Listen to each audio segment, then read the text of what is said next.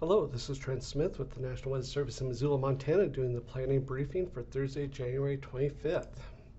Quickly looking over the weather threat matrix, we are looking at a few disturbances kind of moving through the area Friday, Saturday, and lingering a little bit into the Sunday time frame. For the most part, snow levels will be rising the next couple of days. So snow will impact the passes on Friday, but things should transition to more rain for most areas Saturday and Sunday.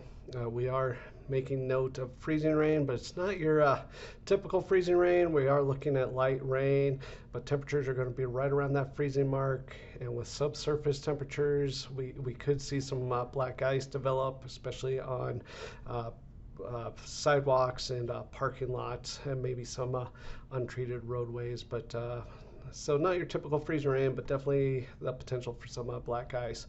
And then fog kind of developing into the first part of next week due to a ridge of high pressure building over the area. So quickly looking at the satellite right now, we had one disturbance that kind of moved through the area. There's another disturbance kind of moving into Washington right now. They'll move through tonight through Friday time frame. And then we had this big plume of moisture over the Pacific. This will come and kind of impact more the panhandle of Idaho up into northwest Montana as that ridge of high pressure builds over the region, but definitely bringing some significant rainfall amounts.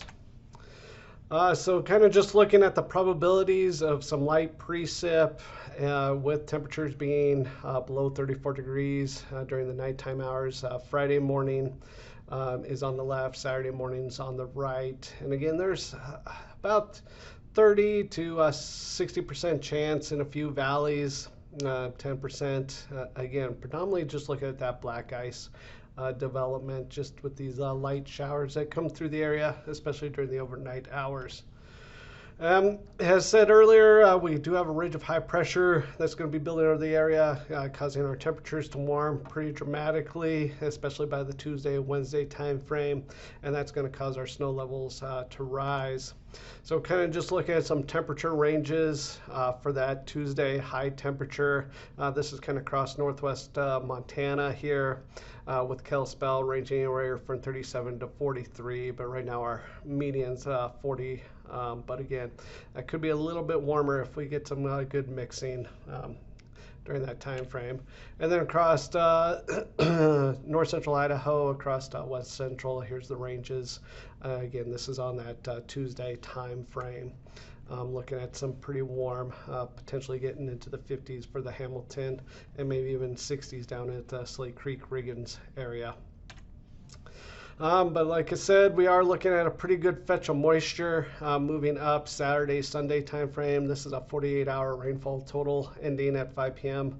on Sunday. Looking at a potential of a ½ inch to 3/4 of an inch in the mountains along the Montana-Idaho border, especially across Clearwater County up into Lincoln County.